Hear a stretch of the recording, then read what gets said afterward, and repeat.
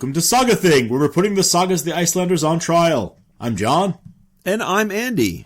And this is part 2 of our summary for the Saga of Finnbogi the Strong. Now, the question is whether this is going to be part 2 of 3 or just part 2 by itself. No, I thought I made it pretty clear last time that this is going to be a 2-part summary. Oh, I know you did, but I also know how we are when we get into the sagas. Look, I'm not saying this can't be a 3-part summary. I'm just saying it shouldn't be. We covered Eyrbyggja Saga and Isli Saga in 1 summary episodes. 1. And those are 2 of our favorites. I think it would be disrespectful to then turn around and give the relatively unknown Finnbogi Saga a 3-part summary, don't you? Yeah, I don't think it would be disrespectful at all to either of those sagas. We hit those early on because we loved them, but we also didn't exactly know what we were doing back then. you remember how much trouble we had untangling Eyrbyggja Saga in 1 episode? I do. It was probably a mistake to do that one second, but we chose it because it had everything we love in a saga. And it was relatively short. Well, exactly. But let's not waste time getting nostalgic about an episode from way back in our early days. Let's jump right into the second part of Finnbogi. Fair enough. I suppose we should offer a quick recap of what was covered in the first part since it's been a few weeks. Sure. The story began with the birth of Finnbogi, except he wasn't called Finnbogi yet. No, he wasn't called anything because his mother was forced to abandon him because Asbjorn Dettius wanted to punish her for letting their daughter Thorny elope with a Norwegian whose name was Skidi. Right. And that's worth mentioning because Thorny and Skidi's son will play a significant role in this episode. Assuming we ever get to that part of the saga today. We'll get there, don't worry. So, the abandoned child was found by Gest and Serpa, who named the baby Urtherkot and raised him as their own. There's that name again. Yeah, I had hoped that we would avoid it, but there it is. Well, he's not Urtherkot for long. This boy grows up to be very strong, brave, and not a little arrogant. In his youth, he wrestles large fish, snaps the neck of a charging bull, and breaks the back of a giant bear. It's a pretty impressive resume. I mean, he's probably got a bit of a Karlsefni in him, if you ask me. What? You know, the makings of a man. Isn't that what Karlsefni meant? According to your nickname survey from Greenlander Saga? Yes, that's right. And Finnbogi has far more Karlsefni in him than Thorfinn, by the way. But now you're just trying to confuse things. Sorry, carry on. Okay. Urtherkot was eventually recognized as the son of Asbjorn and Thorgerd after Thorgerd's brother Thorgir stepped in and made Asbjorn claim the boy. And Asbjorn was none too happy about that. No, but he did it. Then Urtherkot became Finnbogi after rescuing a stranded sailor named Finnbogi and watching him die. Is that how it happened? I'm condensing here. Yeah, but that makes it sound like Urtherkot was standing over him, hands on hips, laughing as Finnbogi died. I mean, he's not a villain. This was a tender scene. Tender's a strong word there. But moving on. They liked each As Finnbogi the sailor died, he bequeathed everything he owned, including his name, to Urtherkot. Excellent. So from this point forward, when we say Finnbogi, we're talking about the young man who was Urtherkot. Right. Now with his newfound wealth and a desire to build a reputation for himself, young Finnbogi travels to Norway. His ship got wrecked, and he ended up staying with a farmer named Bard. Yes, and this section of Finnbogi Saga is almost exactly like Grettir's time with Thorkel. Yeah, right down to the bear fight. Only Finnbogi does everything right, whereas, well, you know how Grettir does things. Oh, yes, I do. But Finnbogi wanted to visit the court of Earl Haakon and make a name for himself. Fortunately, he bumps into the Earl's brother-in-law, Alf, who agrees to introduce Finnbogi to Haakon. Willie! Did you say fortunately? Because I assume that you remember that Alf tries to rob and kill Finnbogi on the way back to the island. Oh, I remember. But tell me, does Alf succeed in killing Finnbogi? No, good point. Alf gets his breastbone crushed on a large rock and he dies without honor. Exactly. And Finnbogi is at least halfway to Haakon's court now, with a boat and with all the tribute Alf had collected up in Finnmark. That seems fairly fortunate to me. Okay. Well, if you want to put it that way. But that brings us to where we left Finnbogi. And we got through all of that summary in actual record time. Why did we even devote a whole episode to the first part of Finnbogi Saga if we could cover it that quickly? Well, partly because we're terrible summarizers, and partly because we like to linger over details. Probably because of both. Well, that's a matter of opinion. For now, we're all caught up and ready to follow Finnbogi on his adventures. In this episode, we'll take you through Finnbogi's travels from Norway to Byzantium and back again. And we'll attempt to make sense of the various feuds he finds himself involved in once he gets back to Iceland. Yeah, that's right. If you've read Vatnsdæla saga, or hopefully listened to our episodes on that saga, some of what we cover in the feuding section of Finnbogi's saga will sound sort of familiar. Only it will be from Finnbogi's perspective, which paints a very different picture of the disputes between Finnbogi and Jokul Ingimundarson. It really does. But let's not get ahead of ourselves. We've got to start at the beginning. Not the beginning, really. We started there last time. So let's pick this one up at Chapter 14. Oh, do let's. Part 1. Finnbogi goes to court. So, the morning after Finnbogi killed Alf, he sails down the coast to Sandoy Island. And once there, he requests an audience with Alf's wife, Ingebjorg. Now, this part really shocked me, actually, because the last thing I would do after killing the king's brother-in-law is sail right up to his house and then ask to see his wife. It's pretty bold, but I think we've established already that Finnbogi is more confident than most, and in this case, he has to stay cool, calm, and collected because Ingebjorg knows her husband very well, and she's a little confused by Finnbogi's report that Alf decided to row straight on to Earl Haakon's court with the tribute from Finnmark. Well, it is strange, and she's even more suspicious when Finnbogi, who's a complete stranger here, tells her that he only stopped by to fetch Ragnhild, the daughter of Ingebjorg and Alf. He claims that Alf wanted to finally introduce his daughter at Earl Haakon's court. Yeah, but Finnbogi seems to have inside information about the family, which convinces Ingebjorg that Finnbogi's at least probably genuine. Okay, so I get that, but no matter how you look at it, Finnbogi is basically planning to kidnap Ragnhild. He's killed her father, stolen his goods, and now he's deceiving her mother so he can carry her away. What part of this is good? Come on, John, relax. You know that Finnbogi never does anything wrong, so just trust him. He's got a cunning plan. Oh, really? Yes. What's the goal of this cunning plan? Because it sounds to me like he's just trying to steal a wife. Well, that's not too far from the truth, but we'll just have to see how the plan plays out, and then we'll evaluate it afterwards. But for now, I'll just say that Ragnhild isn't too pleased about going with Finnbogi. Well, why should she be? I mean, the first thing he does after getting her on the boat is row back to the island where he killed her father so they can get all the tribute from Finnmark. That might look a little suspicious to her, especially if there's blood stains still there.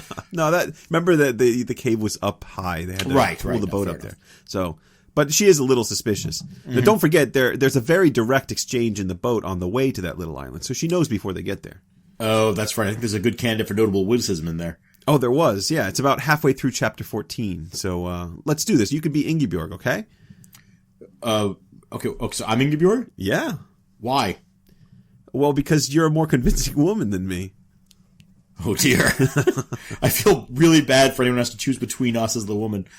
Okay, so Ragnhild asks Finnbogi, "What is the truth about your story, Finnbogi? How did my father and you part?" "When we parted, he was dead." Well, you have to give him credit. It's a very straightforward and honest response. It is. Maybe a bit blunt, but it's honest. Ragnhild, for obvious reasons, isn't terribly impressed with his forthrightness, though. No. She begs him to take her home.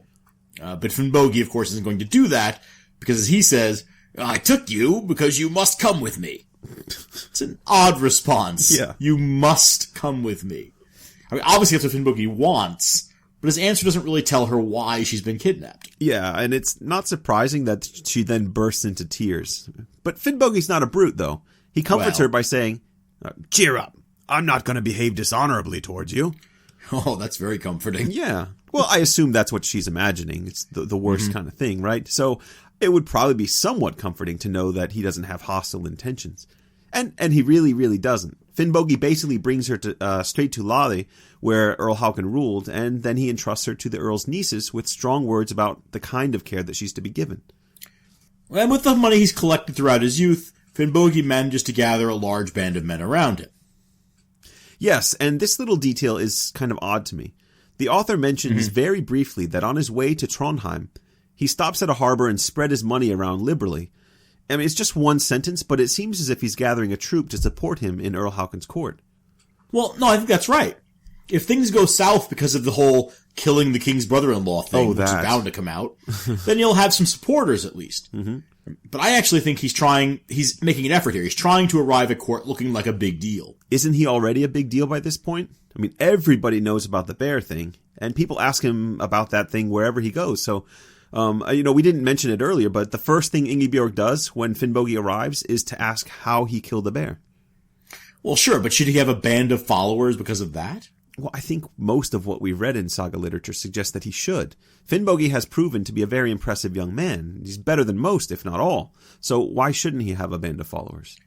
Well, for one thing, every time he gets on a boat, everybody else dies. I can't imagine how any followers would survive long enough to follow him. But whether he's a big deal or not, having a band of followers accompanying you to the Earl's court is enough to make you look like a big deal. Right? And that's almost as important. The more important issue here is how Earl Haakon will respond to Finnbogi's handling of Alf. Now, the first thing Finnbogi has going for him is his family connections. So he announces that he's the son of Asbjorn Dettius and the nephew of Thorgeir the Gothi of Ljosavatn. And Earl Haakon is impressed by that, but he's far more interested in something else about Finnbogi. Indeed he is. Now, some of you might be thinking that Haakon wants to know the whereabouts of his brother-in-law Alf, but not really. Instead, just like everyone else Finnbogi meets, Haakon wants to know how Finnbogi killed that bear. Right.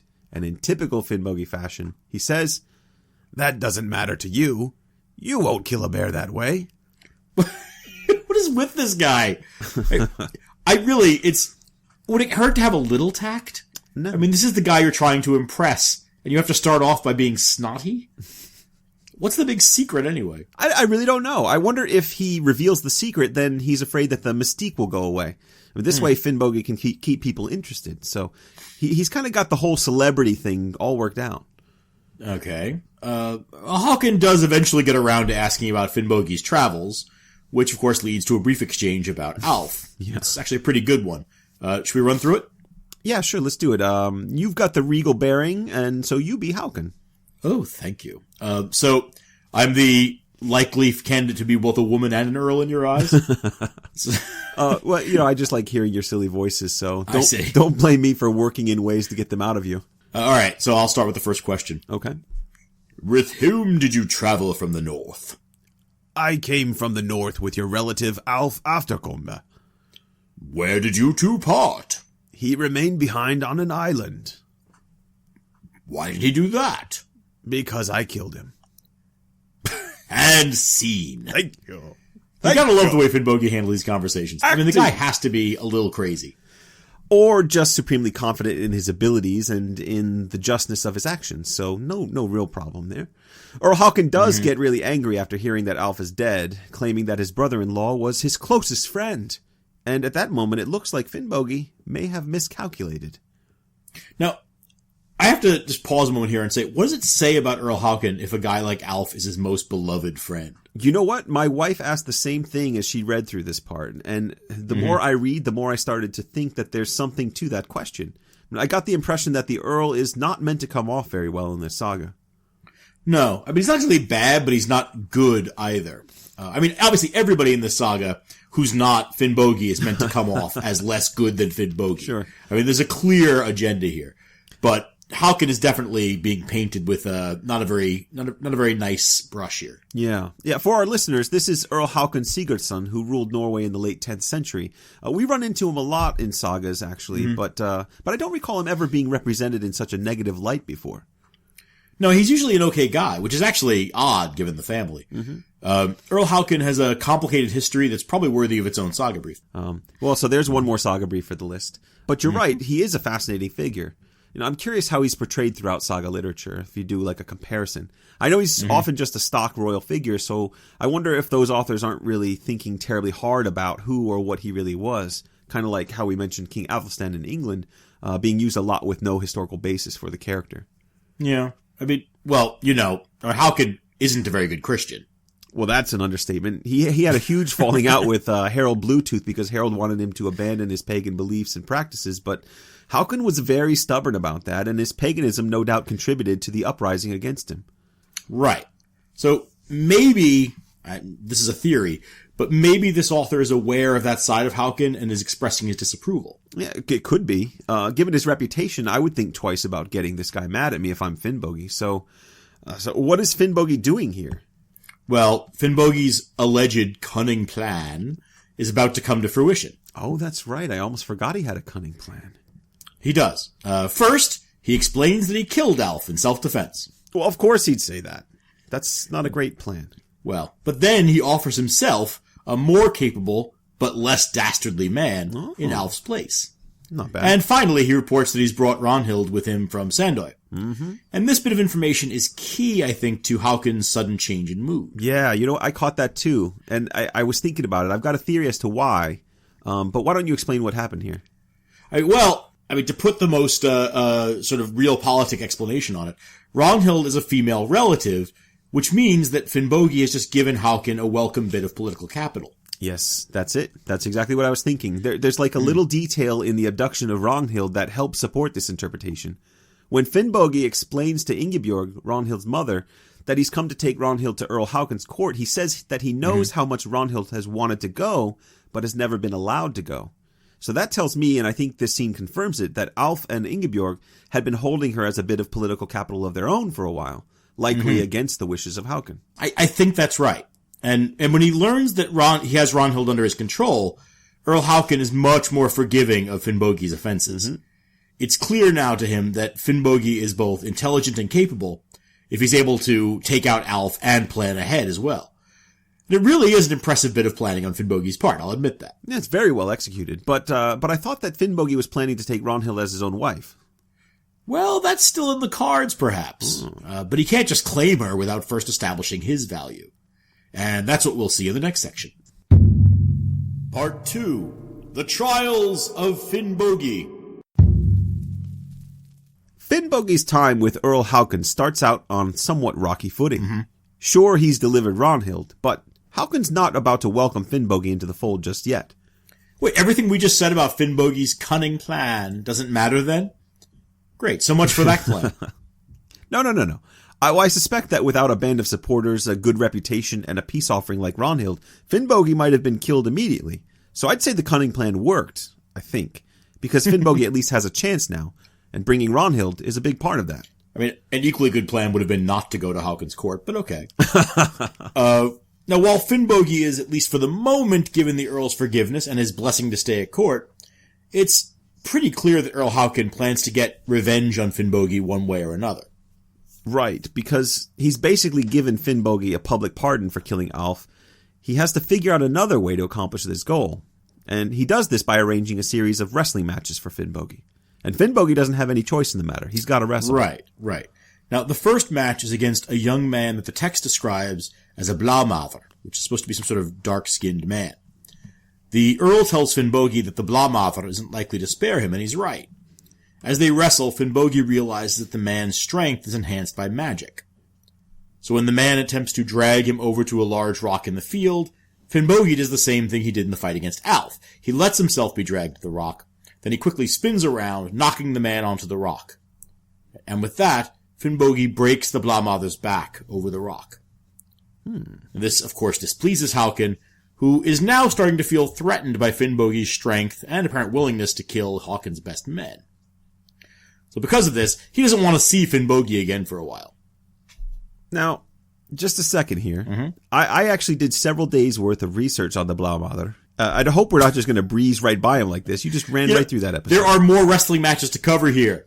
I will give you 25 seconds to say what you want about him. 25 seconds for 2 days of research? John, I used Interlibrary alone on this. Clock's ticking, buddy. You're down to 20 seconds. Okay. So the nature of the blåmaður is an interesting problem in the sagas. The term blåmaður literally means blue man or black man. In this saga, his exact nature is hard to define, but I like the idea of an African in Earl Haakon's court. Well, I mean, that's possible, but it seems more likely we've got a supernatural creature of some sort, doesn't it? Maybe. I only said that I like the idea of an African character here. It's not impossible, though.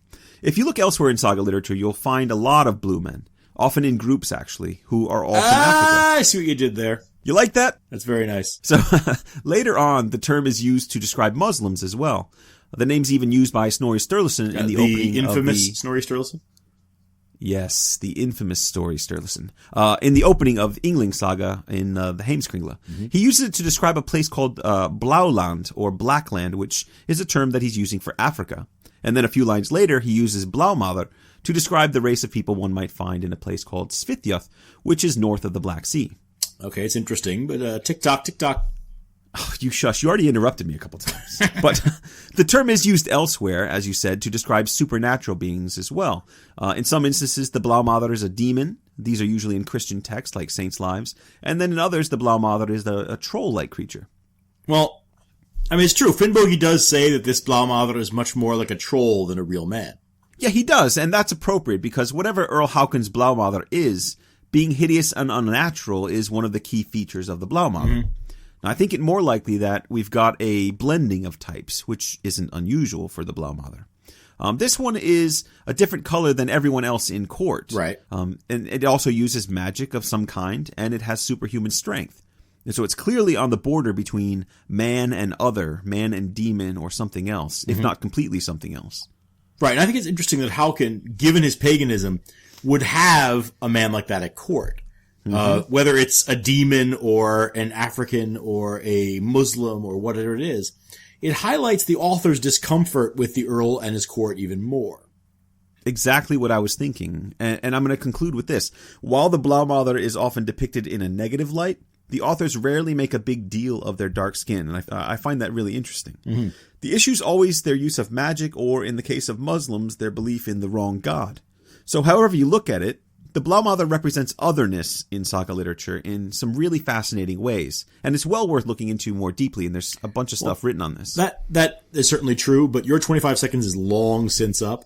So we're going to leave the Blue Man and move on to the next task Haakon sets for Finnbogi. So I did like 35 seconds? Well, it was a long 35, but okay. Still impressive. I'm surprised. Anyway, while Earl Haakon is stewing about the loss of his Blaumadr, Finnbogi is going around spending money and giving gifts to all of Earl Haakon's followers. Clever move. Yes, absolutely. In a short time, everyone in the Earl's court, except the Earl, loves Finnbogi. Yes, except the Earl. After some time passes, Earl Haakon sets up another match for Finnbogi. And this time, it's a swimming match against a huge bear. Sure, why not? And this one understands human speech. Okay, now this is just getting crazy. First of all, why put a bear in a swimming match?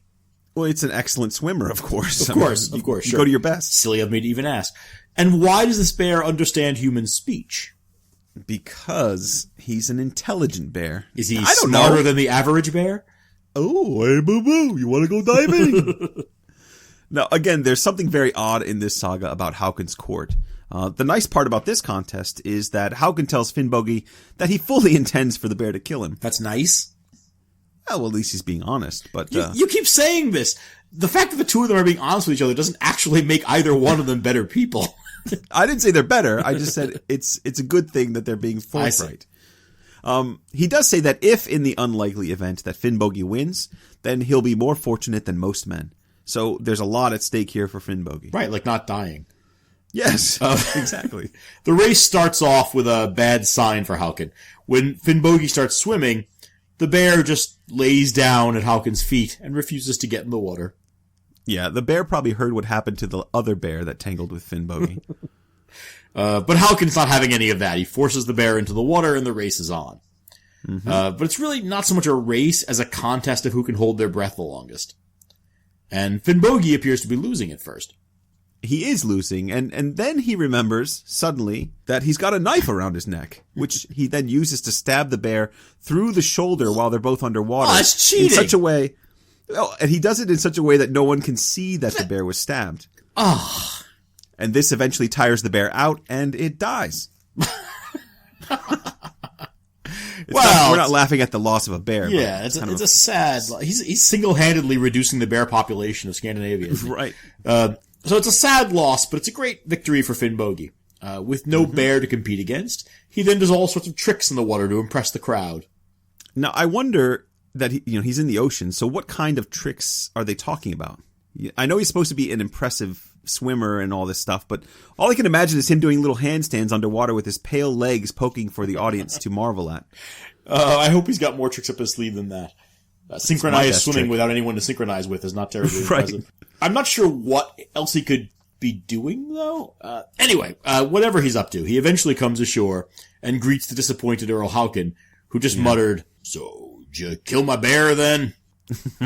You know, when I read that part, all I could think of was that scene in Return of the Jedi after Luke kills the Rancor. You mean the fat guy who runs into the keep crying? Yes, that's the guy. Yeah, I always laugh at that scene, but I also appreciate how it complicates the world of Star Wars in some interesting ways. Mm-hmm. Yeah, no, it's way off topic, but I know what you mean by that. Yeah.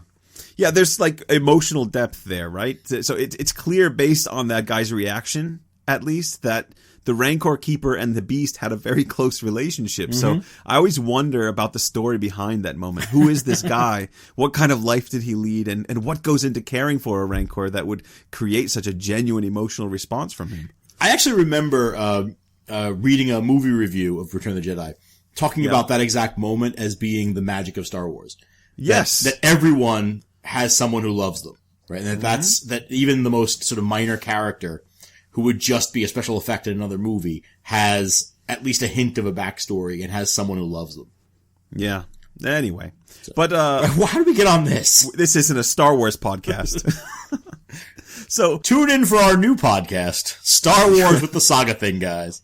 Right. And thanks to everyone who's sent in that the Saga of Star Wars in Icelandic. That's pretty great, really funny stuff. Anyway, Earl Haakon isn't all sour grapes about this. He told Finnbogi that a victory would be beneficial to him, and it is. Finnbogi's immediately and very publicly forgiven for the killing of Alf. And soon after, he's formally accepted into the Earl's band of followers and raised to the highest position of all. Well done, Finnbogi. Good show. Part 3. Finnbogi becomes an errand boy for Earl Haakon. In the spring, Finnbogi is given a special task by Earl Haakon. Now that they're buddies and all. It turns out that the Earl, while very powerful, for some reason isn't terribly well liked by other rulers. Well, you know, being a violent pagan in a Christian world can have that effect on someone. Well, fair enough. And because of this, he sometimes has trouble collecting on his debts. And that's where an impressive guy like Finnbogi can come in handy. Right. So he tells Finnbogi of a Norwegian named Bersi, who borrowed 12 marks of refined silver from him and then disappeared. Haakon explains that Bersi has been spotted in Byzantium as a follower of the Emperor John. Now, we could talk about which John and why it doesn't work no matter which one you choose, but we're going to skip that bit. Thank you. Finnbogi's mission, should he choose to accept it, is to sail down to Emperor John's court in Byzantium and collect on the debt. Now, when I read this, all I could think of was the cost of a trip like this, both in terms of supplies and the risk to the lives of his followers, and also one of his ships. And so I started looking into just how much 12 marks of silver would have been worth. Oh, God. You're not going to try to do math again, are you? Look, I know I screwed up the whole L thing with the fish measurement, but I'm going to try to redeem myself and attempt this. All right. Now, it's very common knowledge to everyone that a mark is about 8 ounces or 250 grams. Okay, you got that right so far. Go on. So 12 marks equates to 2 kilos of refined silver, which I assume is pretty valuable. No, it doesn't. No? Why not? Because if it's 250 grams, it's a quarter of a kilogram. 12 marks is 3 kilograms of refined silver. 3 kilograms? Not 2? That's correct. I used a calculator. That doesn't excuse it. That just makes it worse. Look, if anyway, hold on. 250 times 8. You're just making it worse for yourself. Equals 2,000. So I'm not sure what. But you're not multiplying it by the number of ounces. You're multiplying it by the number of marks, which is 12. Wow. I'm so dumb. Well, you're very smart about books. Just not books with numbers in them. All right. So, I'll put my calculator away. I prepared this. You'd think I would have had that right. That's what makes it even worse that you had written this down in advance. Oh, sorry about that. Well, let me return to my notes. Oh, I did write 3,000 here. What do you know? Anyway. So 12 marks is 3,000 grams or 3 kilos. Oh, you don't say. Well, I just misread what I wrote there. But anyway, I assume it's really valuable. Okay. But I also know that I know this isn't going to go well. Now my confidence is shot. I'm no Finnbogi. Anyway, it's not that valuable. I'm not an expert in medieval money, as I've proven very clearly. I also know nothing about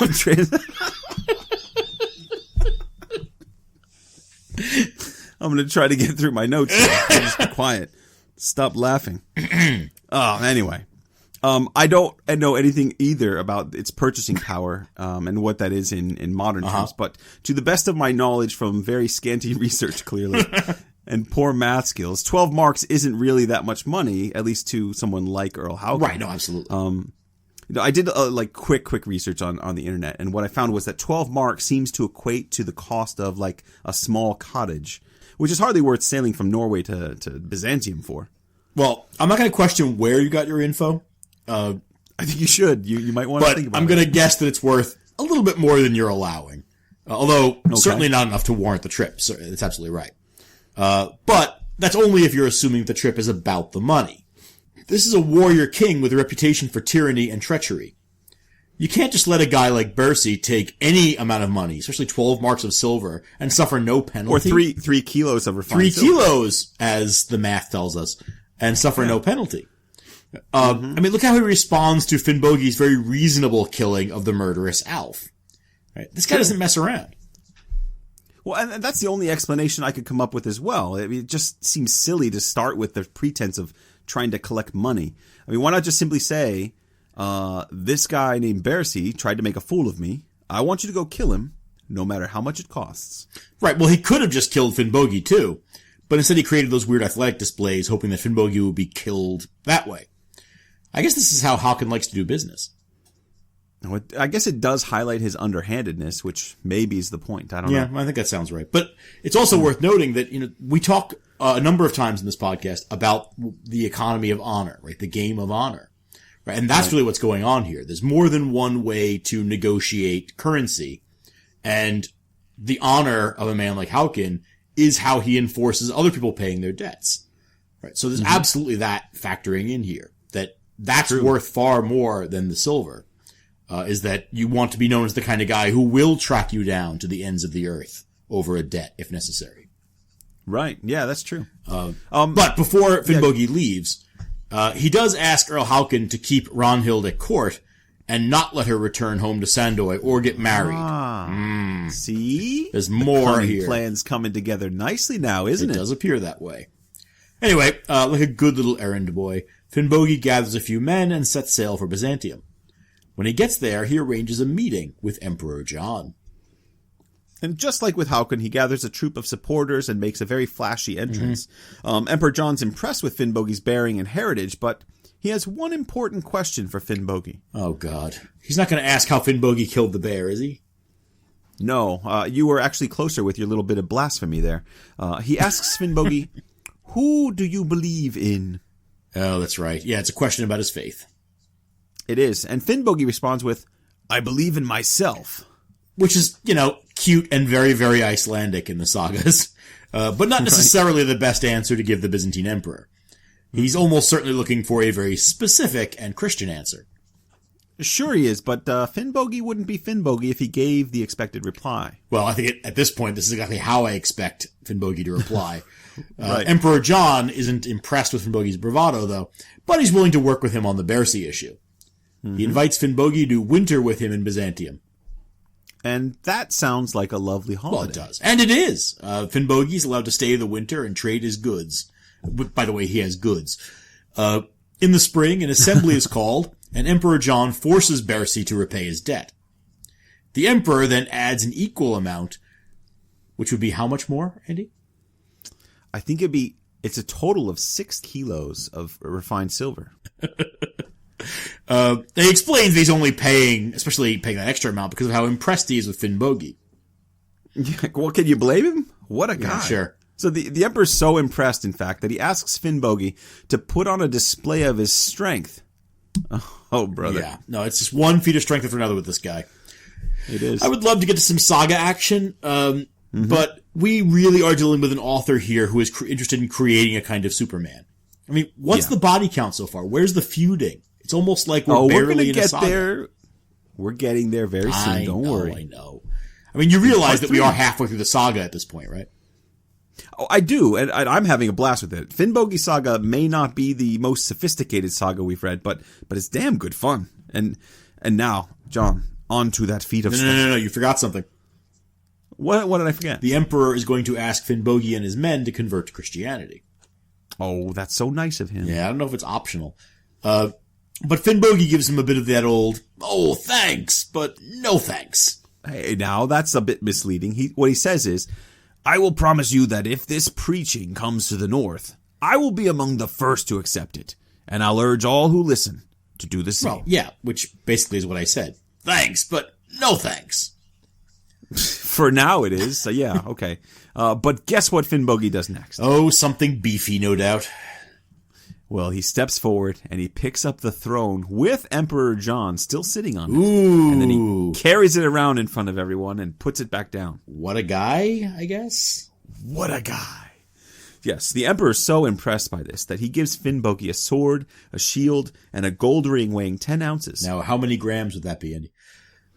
That 250, 8 ounces is 250 grams, 800. I have no idea. But I do know this. I'm good with the story part. He lengthens Finnbogi's name. Ah. It becomes Finnbogi the Mighty, dun, or dun. Finnbogi the Strong, depending on it. And with that, Finnbogi's trip to Byzantium comes to an end. Well, all in all, you have to say it's a successful trip. I mean, very successful. I have to say it was a little short. Couldn't Finnbogi have joined the Varangian Guard or something? I mean, this feels like a missed opportunity to me. Lots of men travel to join the Varangian Guard, and he's right there. He's right there. So many adventures to be had. But he goes back to Norway, and when he's there, Finnbogi's honored as the best companion in all of Earl Haakon's court. And more importantly, he's given the hand of the beautiful Ragnhild. Ah, yes he is. And so the cunning plan worked after all. Of course it did. Everything Finnbogi does works out in the end. He's a very special boy. Ragnhild certainly agrees. She and Finnbogi actually love each other very much, and once everything's been arranged, the dowry paid, and all the guests given lavish gifts, the two are married. Right. Now, it takes a bit of convincing for Ingeborg, obviously, because she now knows what happened to Alf. But things do end happily here for Ragnhild and Finnbogi. And now that he's got the fame, the wealth, and the girl, Finnbogi is ready to go home. That was a very successful trip by all accounts. And Finnbogi's only 20 right now. Which means he's like 40. Isn't that how the formula worked last time? Something like that. And with his best girl by his side, Finnbogi sets sail. Floating down the mighty rivers of Columbia. No. No, he's sailing for Iceland. Oh, right. Sorry. I can't say whether or not he likes to press wildflowers. But he hangs around in bars.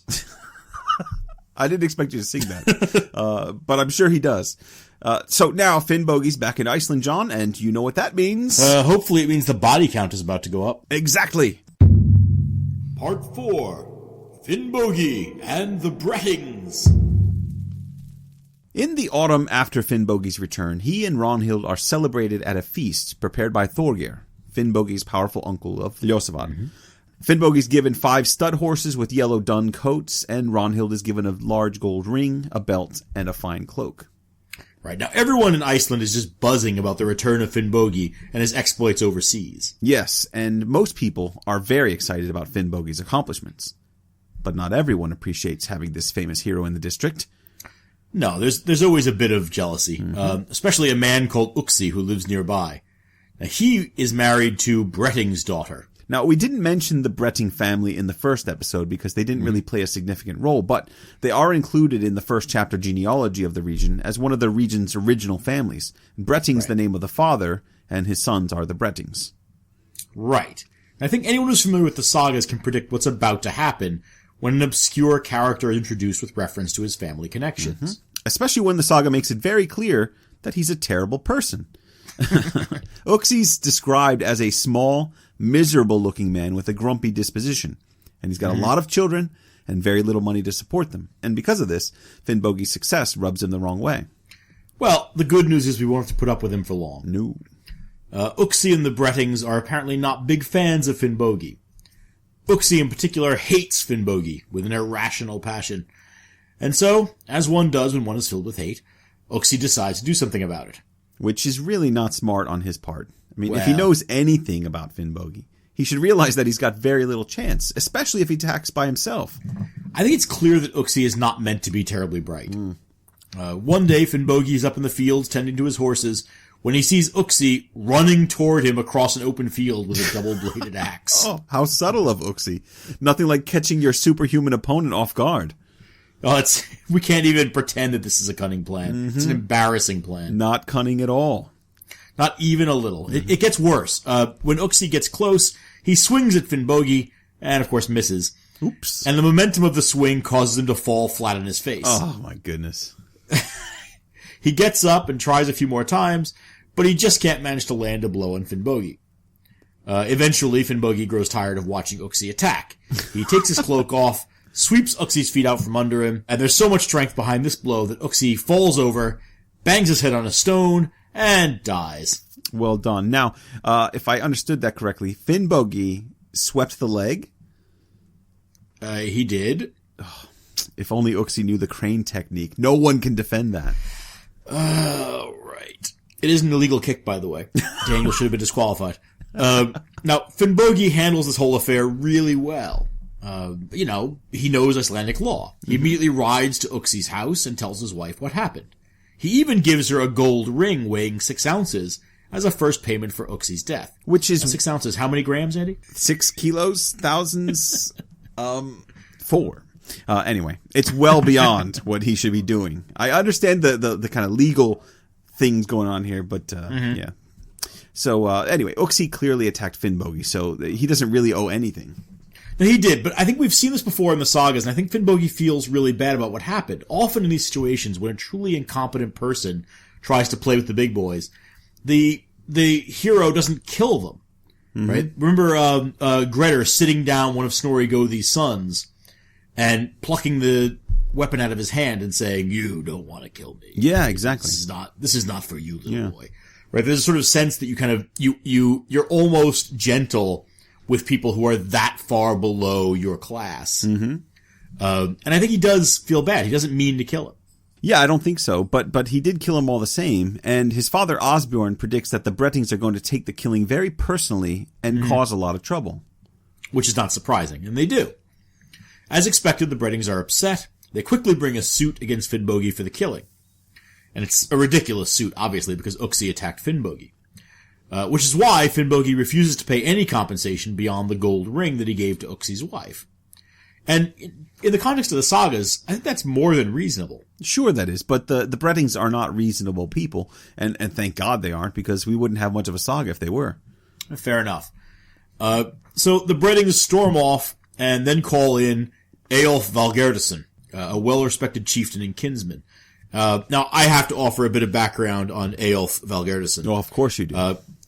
No. He is the great-grandson of Helgi the Lean, one of Iceland's original settlers. And he's the father of Guðmund the Powerful, who we're going to be seeing in a lot of sagas. Nice. We've somehow managed to avoid most of the sagas where Guðmund appears, but he'll be popping up quite a bit in the ones that remain. Well, he was in Grettir's saga for a little bit. Right, it's true. So Eyjolf is actually a heavy hitter from a very powerful family in the North Quarter. Yeah, and that's going to be a problem for Finnbogi if the Bretings can take advantage of Eyjolf's influence. Now, Finnbogi's uncle Thorgeir is also politically savvy, and he realizes the potential danger of a smaller family like the Bretings, and he knows that they can be a real problem if they gather the right pieces around them. And so he chides old Finnbogi for being too proud to pay compensation for Uxie, regardless of fault. And he says, "It would have been better to have paid some compensation, rather than risk one's honor in an unimportant case like this." Right, and Thorgeir is right, and that's an important statement, right? Even when you feel yourself to be in the right, even when the law and cultural practice says that you're right, that there's always a risk, there's always a gamble when you go into a suit and your honor is on the line, right? When you're the one who, if things don't work out for you, you're the one who's going to be forced to make a payment you didn't want to make, or outlawed, exiled, any kind of penalty can be leveled against you. There's a real danger here for Finnbogi, and it's the kind of danger that you aren't supposed to incur unless you must. Right. Well, I think the important thing here is that what Thorgeir is saying is you should have just paid the penalty because now we're going to have some violence on our hands. Right. Well, and it's a ridiculous case. It could have been settled easily and cheaply. Nobody thinks Uxie is valuable, right? It would have been easy enough to pay off his price. Yeah. By refusing to pay, even though by rights he shouldn't have had to, Finnbogi opens the door for more extreme forms of justice. Or at least a much heavier penalty. Right, exactly. So, in the short term, the case is settled in Finnbogi's favor by Thorgeir. But because of the potential for further violence, Thorgeir also invites Finnbogi and Ragnhild to move to Ljósvatn, where he can help them more easily if things take a turn for the worse. It's the first of many moves for old Finnbogi. Now, somewhere in there, Ragnhild gives birth to 2 sons. The first one's named Alf after her father, who was killed by Finnbogi, and the second one is Gunnbjorn. It's an awkward... Yeah. I don't think it's going to surprise anyone to learn that even moving to Ljósvatn doesn't help in keeping the peace. At the start of the winter, Finnbogi begins preparations for a trip to Eri with his trusted companion, Hrafn the Short. Oh, can I just say real quick, I love Hrafn the Short. You can. Okay. And I think we'll start to see why in just a moment. So Thorgeir tells Finnbogi that it's a bad idea to go to Eri so soon after the end of the trial, especially if he plans to go more or less alone. That's a bit of an insult to Hrafn, by the way. Yeah, well, he's Hrafn the Short, so. It is good advice, and I think Thorgeir has proven himself more than once in Finnbogi's life as a wise man, so why doesn't Finnbogi listen? Because he's Finnbogi. So as Finnbogi and Hrafn approach Eri, Hrafn spots something suspicious. Something that looks a great deal like 15 spear points rising up just beyond the slope ahead of them. And this is where I begin to fall in love with Hrafn the Short.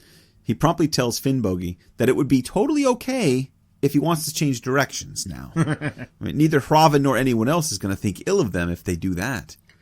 Right, but of course, again, Finnbogi's a Superman in this text, and he's not interested in turning away from a potential fight. No, he's not, but Hrafn definitely is. And when he realizes Finnbogi's going toward the spears, he says, "Hey, I know, do you want me to run back to Eri and tell your father about this? That would be a good idea, don't you think?"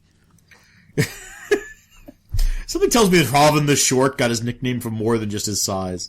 Really? I guess I'm just going to leave that there, because I don't even know what you're trying to suggest, but you're probably being dirty. That's my guess. No, what? No! Oh, God. No, I'm just implying that he comes up short in battle. Oh.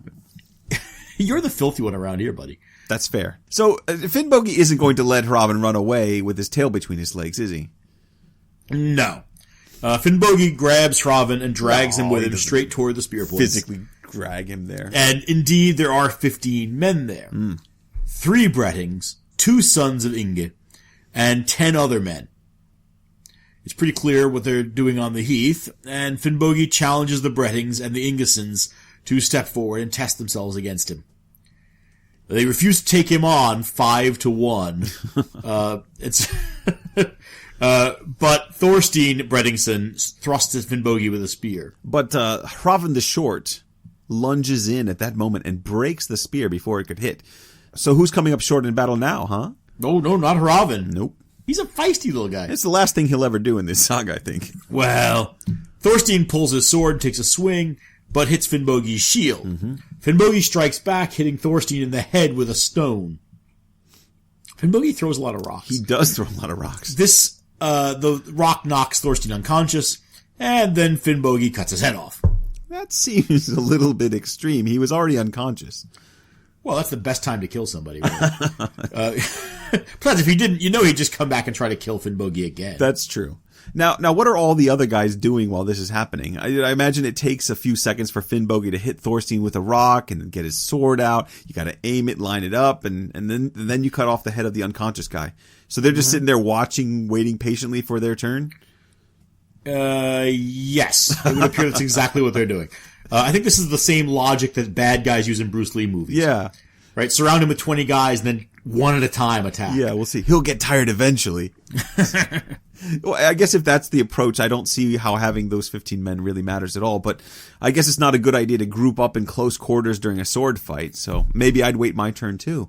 Or maybe just throw a spear at the guy while he's fighting. That seems quite... Oh, how honorable of you. Thank you. Well, the Brettings don't totally fail in this fight. Or, sort of, kind of, not totally. Mm-hmm. They do all die. That sounds like a failure. Well, fair enough. But Thorstein's brother Sigurd manages to cut into Finnbogi's knee, creating a nasty wound. Although Sigurd does get a sword through his stomach for the trouble. The last Bretting brother, Grim, gets a similar treatment. Mm-hmm. And then Finnbogi also kills the two Ingesons. Well, there's those families. Now, I know you're all wondering, what's Hrafn the Short up to? Well, after shattering Thorstein's spear, he doesn't seem to do much at all. But with the battle in hand, Finnbogi tells Hrafn to run to Asbjorn's house and tell him what's been happening. And that's when the 10 companions of the Brettings and the Ingesons attack. So I think Hrafn's more than happy to run that errand for Finnbogi. Right. Now, by the time Asbjorn and his men arrive, Finnbogi's killed 7 more men and is battling the 3 remaining men. And when those 3 see Asbjorn approaching, they turn around and run away. So that's going to be a total of 12 kills for our body count. It's not too shabby for one fight and one man. Yeah, he's hardly Freydis, but it's impressive nonetheless. Now, I don't think we're the only ones to think so. News of Finnbogi's stand in this battle, it spreads throughout the land as he heals from his wounds, and everyone really considers it yet another amazing feat by the great Finnbogi. Of course they did. Finnbogi never does anything that's not considered amazing.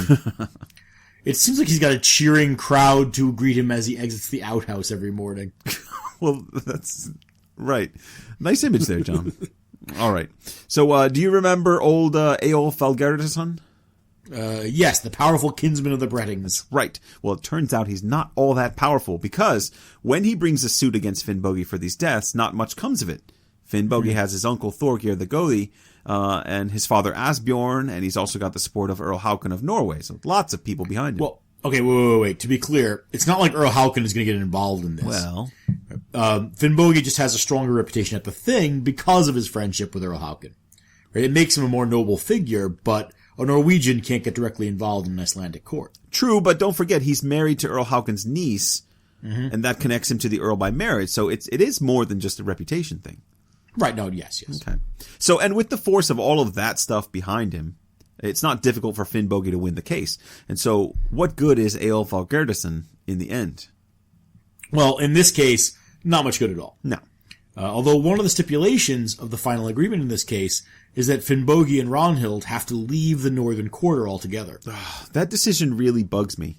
I mean, Finnbogi was clearly ambushed and everyone knows it, so why is he the one that has to pack up and leave?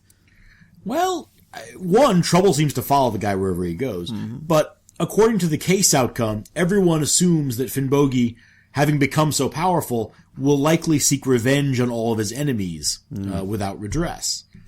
So, in the interest of keeping the peace, Finnbogi has to move. That's really lame. Well, it may not be fair, but no one ever said life is fair. Especially for a man with superhuman strength. Well, I'd assume life could be much more fair for a man like that in medieval Iceland. Really? Tell that to Gregor.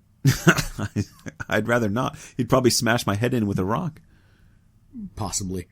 He'd probably just force you to do all his work for him. That sounds a lot more like the Gregor we know and love. Now, all right, so Finnbogi packs up his things and moves to Vididal, where he buys a farm at Borg, which isn't too far from the homestead of the Ingimundarsons from Vatnsdæla saga.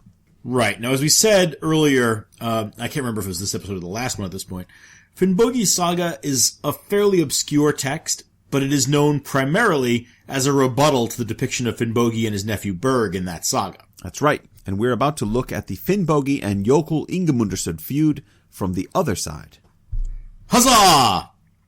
This is the last section, right? Sure. Are you lying to me? Part 5. Finnbogi's feud with Jokul Ingimundarson. John, just so you know, I was joking about that. About what? That this is going to be our last section. There's no way. We've got a lot to cover. I knew it. I knew it! You're going to try to force a part 3, aren't you? No. I just know the story well enough to know that Finnbogi's feud with Jokul comes in stages. Many stages. Yeah, there's no way that we're going to want to cover all of it in just one section. But we can definitely try to finish this thing up, although I think we could divide the episode up right here and all would be well. But the stages do tend to be extremely repetitive, so we shouldn't have trouble plowing through a lot of them. Oh, thank God. All right, I'm okay with another section or two for the sake of clarity, but not another episode. Good. So in order to accomplish that goal, I think we need to fast forward just a little bit. But don't worry, everyone. Some of what we skip here will definitely be covered in Best Bloodshed because there's a lot of bloodshed in this section of the text. And it's not just bloodshed. Some of what happens in the next section leading up to that feud with Jokul, it's downright nasty and sometimes just plain depressing. But, okay, like you said, we'll get to all that eventually. So, if we're going to fast forward, how far forward were you thinking? Well, I think it would make sense to jump all the way forward to Berg's arrival in Iceland. But before we do that, we should review a couple important details just to cover those things so our audience is caught up with the story, because big things change. Okay, yes. Okay, so first, Finnbogi's wife Ragnhild and their 2 sons, Alf and Gunnbjorn, they're all dead. Yeah, that's the depressing part. It's actually more than depressing, and I almost don't want to cover that bit in Best Bloodshed. Well, I think I know why. But as diligent servants of saga literature, we will report things to you as they are written. So I guess you can look forward to that in the judgment section. How's that for a teaser? Tune into the Finnbogi judgments for some of the most depressing crap you'll ever hear on this podcast. Yeah, it's not great. But back to catching up. Another important detail is that Finnbogi's good friend Earl Haakon is also dead. Needless to say, poor Finnbogi's had a pretty rough time after this move. Now, if you know your Scandinavian history, then you already know that Earl Haakon was on the run after his leading men rebelled against his terrible leadership, and then he was beheaded by his own slave. Now, this allowed the recently Christian Olaf Tryggvason, who we've met before, to sail triumphantly into Norway as the new king. So now we get to see if Finnbogi keeps that half-hearted promise of his to Emperor John in Byzantium about converting when Christianity arrives in the north. Well, this is Finnbogi we're talking about here. Oh, who am I kidding? The golden boy always shines. He doesn't convert immediately upon the arrival of Olaf, but he does convert and promote Christianity as soon as it comes to Iceland, but that comes up later. Sure. But now that we've said it, we can skip that bit too, right? See, here we are. We're covering a lot of ground. Now, with the transition of power in Norway, Finnbogi wants to go and earn the support of the new king. Just like the warrior poets, actually. It's exactly like the warrior poets. Finnbogi hoped that if he went to the new king and did some things, that it would cure his depression after the loss of his family. But his uncle Thorgeir, who's always wise in the ways of the world, advises him not to go. Instead, Thorgeir arranges for Finnbogi to marry a woman named Hallfrid, the daughter of Eyjolf Valgerdarson. So this is the same guy who once brought a case against Finnbogi for the breadings. That's the same guy, but now they're good friends and allies through marriage, and Hallfrid and Finnbogi end up being very happy together, and life goes on. In total, they have 7 sons together over the course of the saga. Yes. The only one that's important for us is a kid named Gunnbjorn. No, I thought we said that his son Gunnbjorn was dead. I did say that. That was Gunnbjorn, his son with Ragnhild. He is dead. This is Gunnbjorn, his son with Hallfrid. Oh, of course. Now, clearly, the loss of his first Gunnbjorn affected Finnbogi rather drastically, so he used the name again. Or he's just terribly unimaginative when it comes to names. Or that, but I think that might be a little bit insensitive of you. I'm terribly sorry.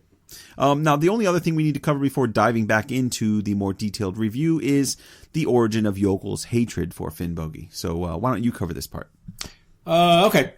So the interesting part about this whole section of Finnbogi's saga is that it provides so much more information about the animosity between the Ingimundarsons, especially Jokul, and Finnbogi. You can listen to part 2 of our episode on Vatnsdæla saga for the other side of the story. Now, or you could also read the saga yourself. Right, of course. The Finnbogi and Jokul interlude starts at chapter 31, with Berg grazing his horses and flaunting his rich cloak near Thorstein Ingimundarsson's house. Right. Now, it never hurts to read for yourself, but just as a reminder, so this is the part when the hem of Berg's cloak gets all muddy and he cuts it off, right? That's right, and all of this gets reported to Thorstein, who's disturbed by Berg's wastefulness. And when you read chapter 31 of Vatnsdæla saga, it's easy to feel like you're missing something in this exchange, and I know I've always felt that way. There's clearly something more going on here for the report to even be made at all to Thorstein. And I think Thorstein's reaction suggests there's an underlying problem between the two groups. Well, I've always argued that this is an example of a kind of ostentation that's meant to be a provocation. Right, so I don't know if there needs to be more behind it, but of course there is more behind it, and Finnbogi's saga is going to provide that for us. It turns out that the tension between these groups exists because Finnbogi provided protection for Thorkel, the husband of Thora Thorgrimsdottir, whom Jokul had wanted for himself. Ah. Now, Vatnsdæla saga, of course, relates nothing of the animosity on Jokul's side, and in fact never mentions Jokul having a romantic interest at all. Instead, they just focus on Berg's outrageous behavior, the fact that he doesn't call on Thorstein to share news when passing through, the flaunting of his wealth, and the generally being a prideful ass. Mm-hmm. And Vatnsdæla doesn't even introduce Finnbogi into the narrative at this point. The emphasis is really entirely on Berg. But Berg is Finnbogi's nephew, and we know from Hrafnkel saga that any relative of your enemy is definitely your enemy, and a fair target for your aggression. Oh, and we forgot to mention the best part. What's that? Well, Finnbogi's saga says that Thorkel, the guy who married Jokul's girlfriend, is a bit slow. Is a bit dim-witted. Right? Which just adds insult to injury for Jokul, who is also not thought of as being the smartest guy around. Well, I mean, if you read the saga, Jokul is actually soundly rejected by Thora once the arrangement's been made. So I really don't want to hear Jokul crying about this, although he's going to cry a lot. Well, anyway. So this is the origin of the animosity between Jokul and Finnbogi. Right? It's all about Thora and Thorkel and the fact that Finnbogi helped set them up. But Finnbogi was merely doing what his kinsman had asked of him. Well, kind of. I mean, Thorkel's related to Finnbogi's wife Hallfrid, so he does help him out of kin loyalty, but I seem to recall Finnbogi once again rejecting the advice of his wise uncle Thorgir, who said in no uncertain terms that helping Thorkel take Jokul's girl is a very, very bad idea. And what do you know? Turns out he's right. Now, the hatred that Jokul develops for Finnbogi is almost holy. Well, whatever it is, it's not healthy. No. Before the wedding, Jokul sets up at least 2 ambushes. And again, neither of which is ever mentioned in Vatnsdæla saga. In the first one, Thorkel and Finnbogi are riding along with Hrafn the Short, your favorite, when Hrafn spots 10 spear points. Wait. I thought we were skipping all this stuff. And now you're going to talk about both ambushes? That's right. Well, can I at least share Hrafn's line about the spears? It's one of my candidates for notable witticism, so go ahead. So, Hrafn spots about 10 spear points on the horizon and mentions it to Finnbogi. Like always, Finnbogi isn't worried about it. But Hrafn astutely observes, "My opinion is that there will be men with them." It's a great line. He's a deep thinker. He is. And Hrafn, I think of him as like a Sancho Panza kind of guy. So anyway, Hrafn, as usual, is right. And it's Jokul and a bunch of other guys. But before Jokul can do any damage, his far more rational brothers, Thorstein and Thorir, come running up to stop the fight. Now, you know you're behaving unreasonably when a berserker is telling you to calm down. Yeah, I know, right? And that's basically the rest of this saga. It's going to be one Jokul ambush after another. Right, one pointless and badly conceived ambush after another. I lost count after a while how many there are, but Jokul's absolutely relentless. And Finnbogi would rather not have to be involved in all this nonsense. He even tries, right after this first attack, to secure friendship with Thorstein and Thorir by inviting them to a feast. And they actually want to come, but they have to turn it down because Jokul gets all pouty about the whole thing. Don't go over there. I don't like him. That's your Jokul voice? I think that one works for Jokul right now. Well, fair enough. Now, it's really unfortunate for Finnbogi because it has a major effect on the rest of his life. It does, and once again, Finnbogi finds himself caught up in a local feud, and everywhere this guy goes, trouble seems to find him, and just like everywhere else, Finnbogi always gets the better of his opponent. Well, except in the Berg episode, which is what we've been building up to. Oh, so we're finally there? Yeah, I think we failed at condensing. Oh well. On to Berg. Part 6. The Berg Interlude. So, not long after Jokul's second failed attack on Thorkel, a ship arrives from Norway carrying a man named Berg the Bold. He is the son of Thorny and Skithy. Now, does anyone remember who they are? I do. That's right, class. Thorny is Finnbogi's older sister from the very beginning of the saga. It's so ridiculous. All right.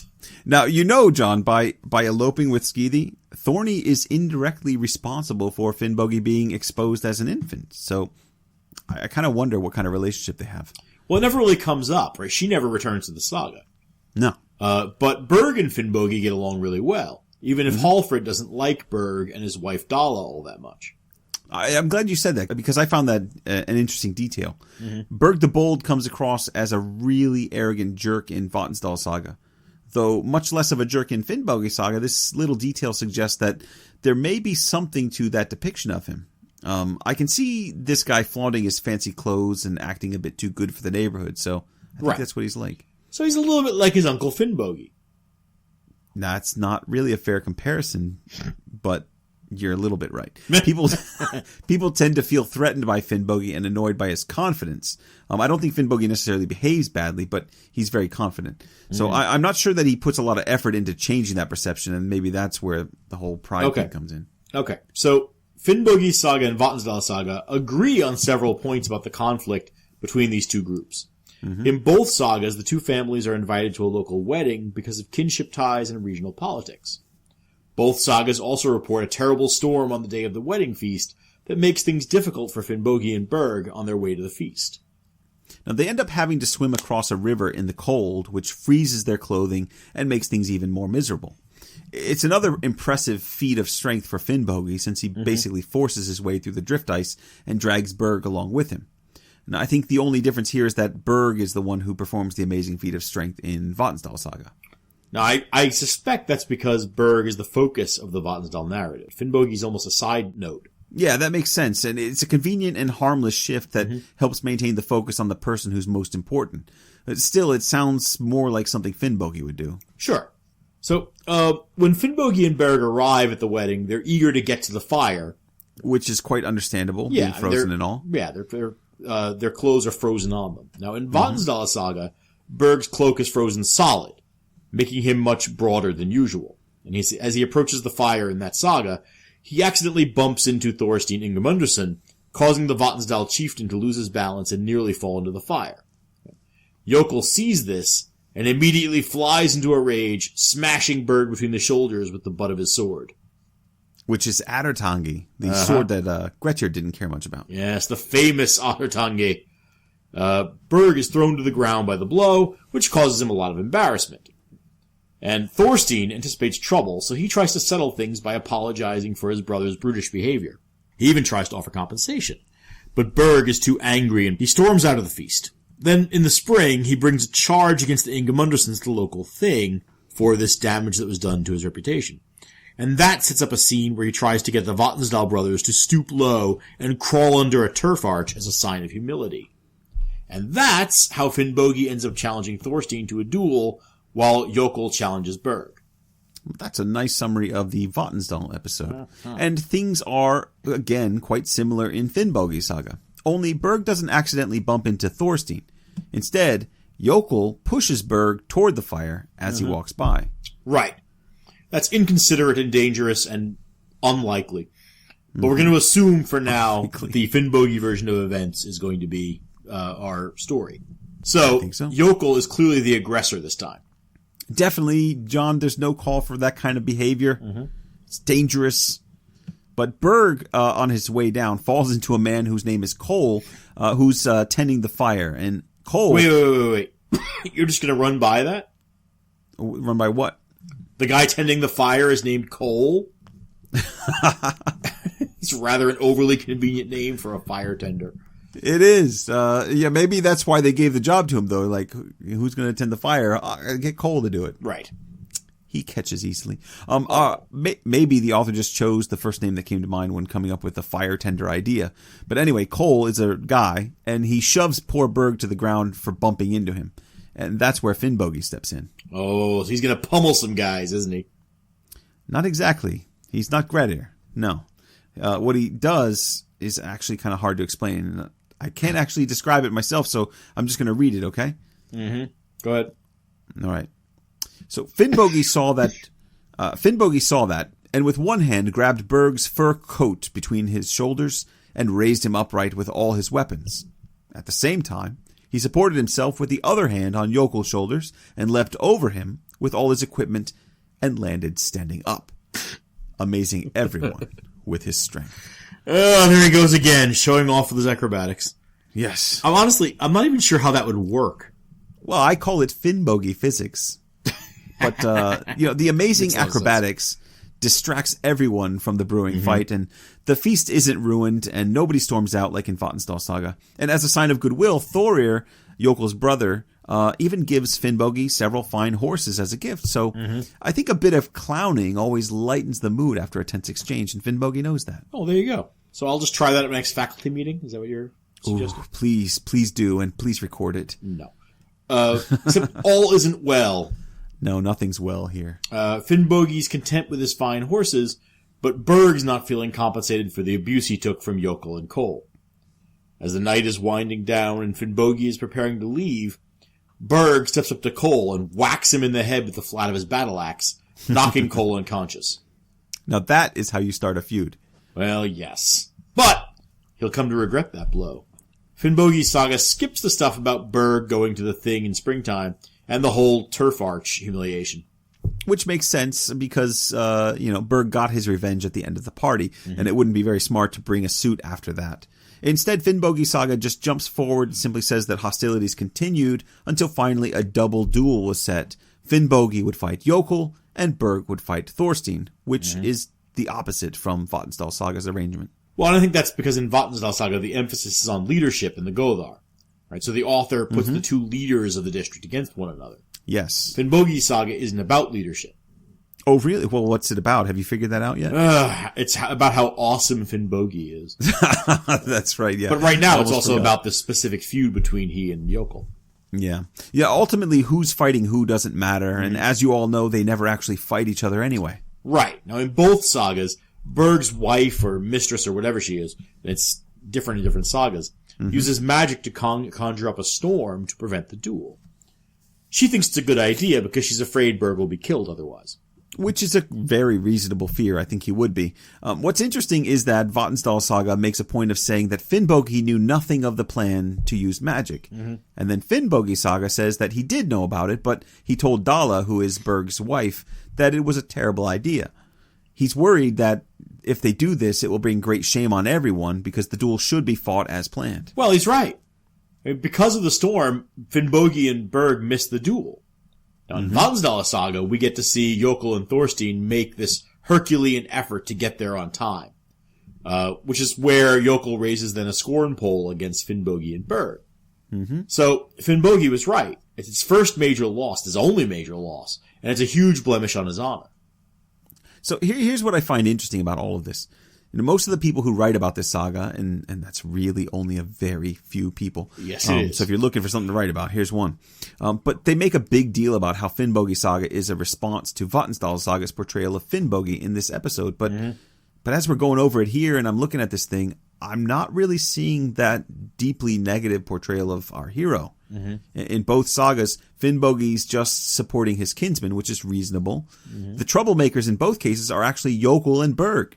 So Finnbogi's actually treated fairly and pretty faultlessly in Vatnsdæla for the most part, even if he's a little bit overbearing.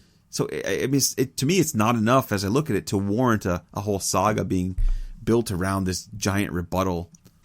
Well, but so I mean, are you rejecting the theory that the two sagas are in conversation with each other? Not entirely, but I certainly just don't see a lot here to support the general claim that there was some major dispute between the Vatnsdæla and Vidadal people or whoever's trying to restore Finnbogi's name. I think Finnbogi's name was just fine. Berg's the problem in both sagas, and both sagas show that. And nobody's writing a saga about Berg. Nope. But there is another difference worth mentioning. What's that? Well, in this saga, we get several more ambushes from Jokul. Of course we do. That's all the guy does. He's got a very busy schedule. Right. But in Vatnsdæla Saga, Finnbogi and Berg are confronted by Thorstein and then given the choice to fight or leave the district altogether. And Finnbogi, realizing that he's outnumbered and frankly outclassed, agrees to leave as an outlaw. That's right. I completely forgot about that. You're right. Yeah, okay, so that is different, and it casts Finnbogi in a rather humiliating light, kind of Very humiliating, actually. He kind of leaves with his tail between his legs. So we should tell why Finnbogi leaves the district in his own saga then, because it is different. But where do we start? Because there's a lot of stuff in between this moment and that one. Well, those are mostly ambushes by Jokul, of course. Of course. So let's skip over some of those attacks. So I'll only say that along the way, Jokul finally managed to kill Thorkel, the guy who stole his girlfriend, and Finnbogi's nephew Berg the Bold is also killed in that same attack. Right. And that's a major difference, by the way, because Berg is not killed in Vatnsdæla saga. He just leaves. In Vatnsdæla saga, the author says Berg. It actually says specifically the saga doesn't tell us any more about Berg. Right. We don't know what happened with him, which I think is interesting because it suggests that the author of Vatnsdæla saga is looking at another text, or at least claiming to look at another text about that. Clearly not this one. Yeah, clearly not this one, because we find out exactly what happens to Berg here. Now, this loss of two kinsmen, Thorkel and Berg, it crushes Finnbogi's spirits, but he does manage to send Jokul home badly wounded. Right. Now, there's a brief digression here about Finnbogi's son Gunnbjorn that we should mention, at least quickly. Gunnbjorn is given to Dala, Berg's widow, as a foster son. Mm-hmm. She takes Gunnbjorn back to Norway and raises him to be a strong and successful young man. And a Viking killer. Mm-hmm. He actually grows up to be quite powerful and has a share in his own boat by the time he's 15. So he's definitely a success. And we mention him here because he's going to play an important role in this next story. Let's go. Part 7. The end! In 2 parts. Now, while Gunnbjorn was away learning how to be awesome, Jokul continues to harass Finnbogi. But nothing much comes of it, and Finnbogi has continued to perform feats of strength that impress everyone around him. That's right, but this section shows him taking requests, John, so it's not like he's out there saying, hey, everybody, watch me, look at me, I'm carrying a rock. That's fair. But it's during this period that Gunnbjorn was away that Christianity comes to Iceland. Mm-hmm. So as we pick up the story again, Finnbogi is now a devout Christian. So this is already a great deal different from Vatnsdæla saga. In that one, Finnbogi and Berg are exiled shortly after the Scornpole incidents. Mm-hmm. And here, we've got a lot of time passing. Enough for Gunnbjorn to grow up, and for Finnbogi's father Asbjorn to die, and for several more Finnbogisons to be born. They can't all be Bjorn, that would be confusing. and for several more Finnbogisons to be born. Right. Now, we'll pick up the story again in a summer season, when soft was the sun. I kjøper meg into Schrodes as a sheep aware. Inhabited and hermit unholy of workes. When to weed in this world the wondrous to hear. Now, how long do you want to do this? I'd love to do more, but that's as far as we're going to go right now. All right, very good. So you were saying before we got distracted? What was I saying? Oh, wait. Okay, so one summer, Gunnbjorn... Should we explain that that's that we're doing? No, leave it to the medievalists to figure out. Oh, sorry. One summer, Gunnbjorn returns home. And he's, I think he's 15 at that moment. And if he's anything like his father, that's the same as being 30. You're not going to let that go, are you? Nope. You're the same as like you're 80. Now, that same summer, there were some games being held at home. Gunnbjorn decides to attend so that he can test his strength and maybe show off a little bit. Mm-hmm. He's a teenager, after all. His father told him not to go, but since Finnbogi never listened to Thorgir, he really can't be surprised when Gunnbjorn decides to go anyway. Now, the reason for Finnbogi's apprehension becomes clear as soon as Gunnbjorn sees Jokul hanging out at the games. Mm-hmm. And before you know it, Jokul's challenged Gunnbjorn to a wrestling match. Now, I suspect he's planning to throw his weight and maybe Finnbogi's son around a little bit. Yeah, or maybe kill him. Mm-hmm. But they're pretty evenly matched, actually, and Jokul ends up losing, which is pretty humiliating to him. Now, of course, we all know what Jokul does when he's humiliated. He ambushes people? You got it! On the way home from the wrestling match, Jokul ambushes Gunnbjorn with a troop of 8 men. Presumably their spears are sticking up over the hill again. That's right, well, Hrafn's not there to spot them. But that's a really bad situation for Gunnbjorn, a young guy, and fortunately, Gunnbjorn can kind of handle himself, although he's very humble about it. Mm-hmm. Well, it's also fortunate that Finnbogi figured out what was going on, and rode out to find Gunnbjorn, along with his trusty companion, Hrafn the Short. Love that guy. Somebody's got to count the spears. Yeah, how many spears are there? Finnbogi arrives just in time to save his son's life. He chops off one man's head with such force that it flies off the shoulders and into the back of another man, hitting him hard enough to knock him out cold. Wow.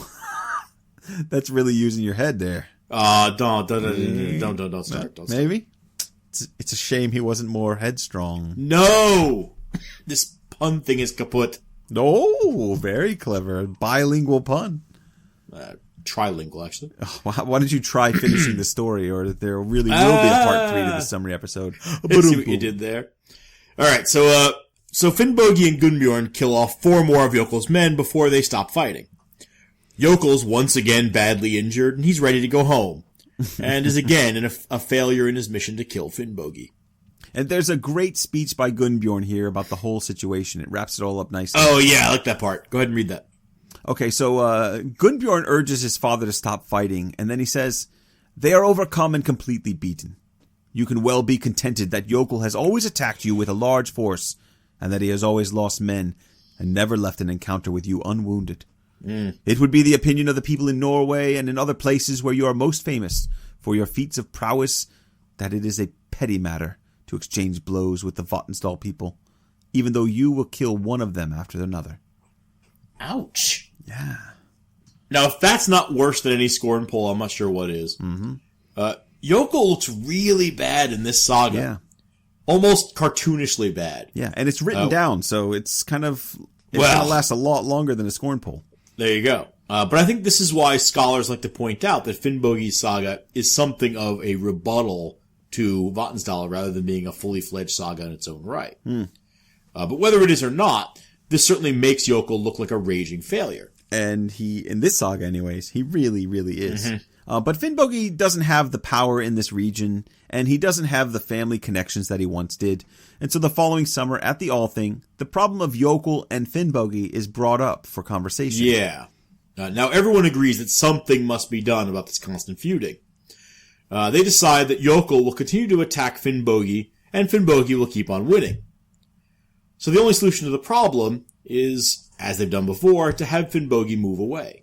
Finnbogi must be rolling his eyes the whole time. I mean, how is this fair? Everywhere the guy goes, people pick fights with him, and then he's the one that has to leave because he's strong enough to defeat anybody who's crazy enough to attack him. I don't get it. You'd almost think that there's something they're not telling us. Well, certainly the parallels with Grettir's saga here, I think, are pretty fascinating. So Gunnbjorn wants Finnbogi to come with him back to Norway, where he will be celebrated everywhere he goes. He's still got that reputation, and no one has yet figured out how he killed that bear. Right, good point. But Finnbogi refuses to go because he wants to help his sons to make men of them, he says, and to do all that he can to make them strong. And so Finnbogi then sells his property at Borg, and he moves west to Trekkellisvik. And there he settles on a farm that will become known as Finnbogastaðir. Now we're finally getting to the end, and I think we can wrap up things pretty quickly here. Well, we could wrap things up quickly, or we could take our time. I mean, Finnbogi is visited by 3 outlaws, so it could be worthwhile to slow down and share every detail from each visit. Yeah, no, we could, but I can already feel the closing music starting for this episode, so you'd better move on. So don't worry, everyone. This section is full of great lines and some great bloodshed, so you'll definitely get some stories, or at least the good ones, in our judgment section. The quick version is that things go very well for Finnbogi on Trekkellisvik. After a while... Of course they do. He's Finnbogi. After a while, an outlaw from Vatnsdæla comes by and tries to kill Finnbogi. And then another one comes by and tries the same thing. But everyone knows that Finnbogi can't be got so easily. No. Right, no. He in this saga, he's destined to live out a long and happy life. Yes. And then one more outlaw comes through, but no matter how many opportunities Finnbogi gives him, this one just never tries to kill him. It's weird. Yeah, no, it's actually a little bit disappointing for him, I think. But it does prove to Finnbogi what a loyal friend this new outlaw is. That's right. And I should mention, I don't think I said it before, these other outlaws were sent by Jokul. I think that's kind of an important Right, he still hasn't given up. So this outlaw who's not killing Finnbogi, or trying to, is named Vermund. And with Finnbogi's support, he is reconciled with his enemy, a guy named Brand, who's quite powerful in the region.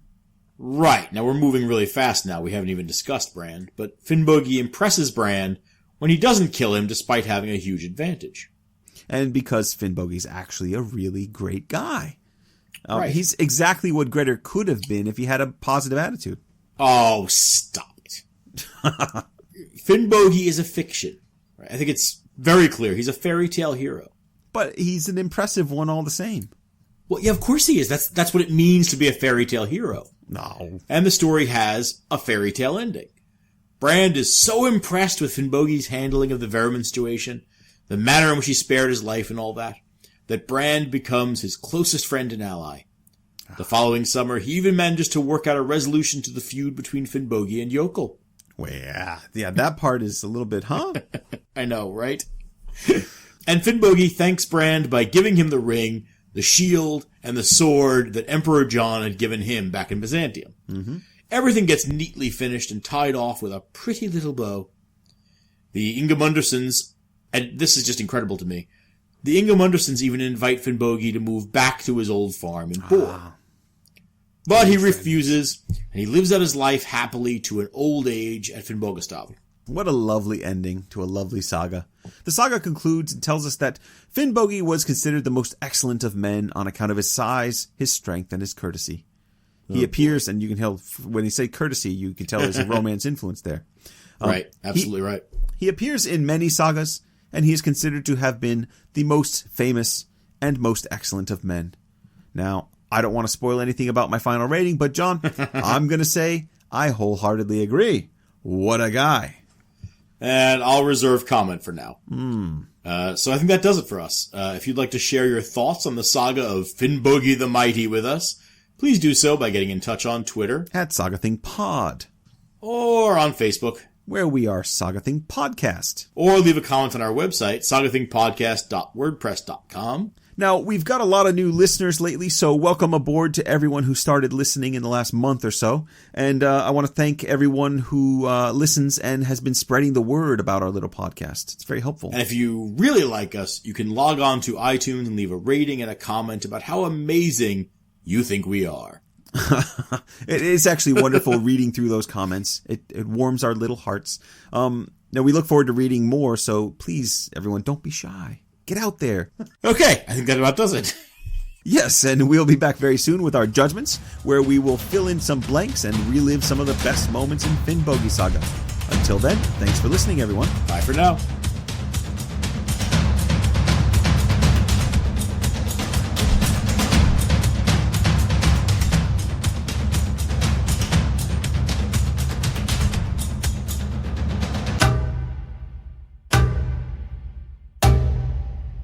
I don't see the problem. Thank you. Go count grams.